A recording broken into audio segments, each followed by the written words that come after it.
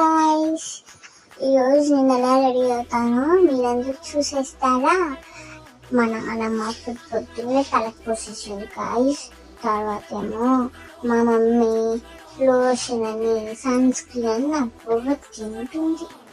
మంచిగా మా daddy songs పెట్టి నేను మస్తు ఎంజాయ్ చేస్తున్నాడు అనుకోండి.